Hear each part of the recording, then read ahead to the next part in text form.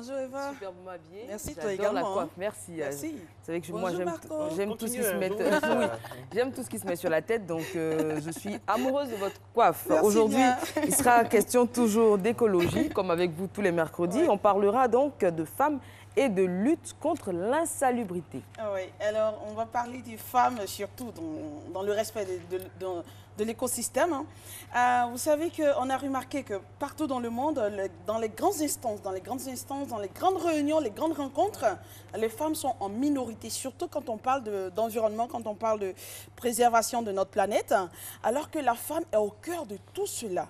Et donc depuis cette quatrième édition de cette grande conférence à Béguine, c'était en 1995, les dirigeants ont décidé d'impliquer véritablement les femmes dans les questions environnementales et que les femmes aient vraiment une prise de parole dans tout ce qui est environnement. Et donc, on va regarder tout de suite là comment est-ce que les femmes interviennent véritablement dans tous les secteurs d'activité, surtout environnementales. On voit que les femmes, à travers cette vidéo qui va passer cet élément, les femmes ce sont elles, quand on parle d'accès à l'eau potable, ce sont les femmes qui se réveillent très tôt le matin pour aller chercher de l'eau dans nos différentes ressources en eau. On voit ce sont elles encore qui s'occupent du ménage, qui cherchent la nourriture. Elles préservent également la flore et la faune, c'est-à-dire la forêt et les animaux. Ce sont les femmes également qui éduquent sur tout ce qui est hygiène. Ce sont les femmes qui sont dans nos usines. Ce sont les femmes qui soignent, ce sont les femmes qui donnent naissance, ça vous le savez, tout le monde le sait. Et ce sont elles voilà, qui préservent, qui protègent l'être humain. Elles inculquent les bonnes manières, les bonnes manières de se laver les mains, l'hygiène.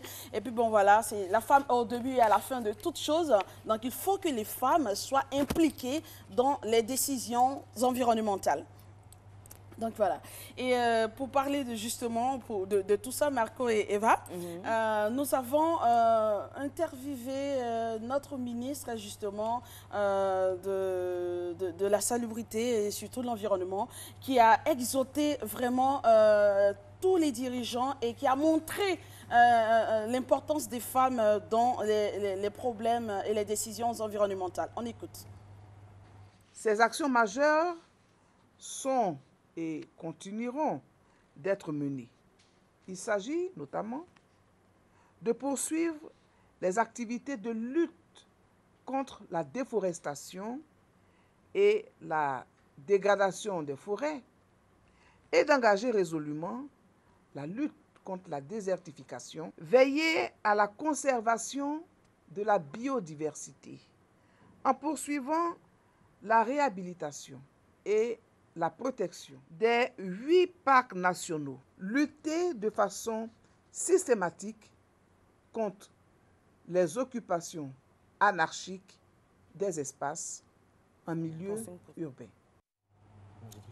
Voilà, c'était notre ministre de l'Environnement et de la Salubrité qui montrait l'importance de la femme et ce que la femme doit faire en milieu, dans son environnement.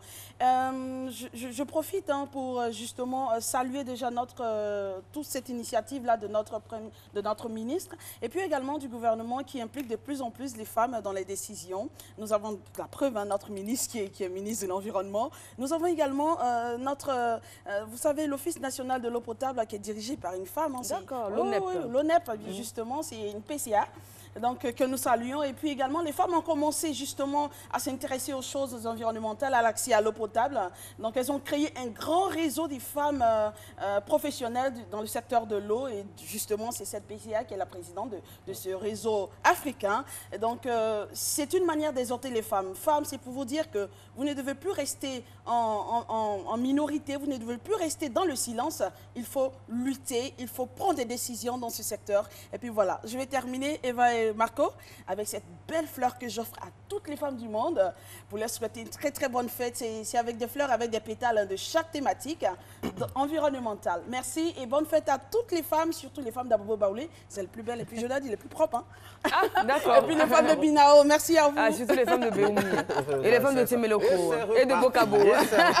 Alors, en fait, ce qui me plaît dans cet engagement militant au niveau de l'environnement, c'est que les femmes en Côte d'Ivoire restent dans la droite ligne des grandes dames du monde comme Wangari Maathai, prix Nobel de la paix. Franchement, c'est un honneur également d'avoir ce prix Nobel-là qui vraiment est un fruit de l'environnement. On aimerait vraiment saluer toutes ces personnes qui nous regardent de son pays d'origine. Merci beaucoup. Merci encore, Tanguy. On va passer à présent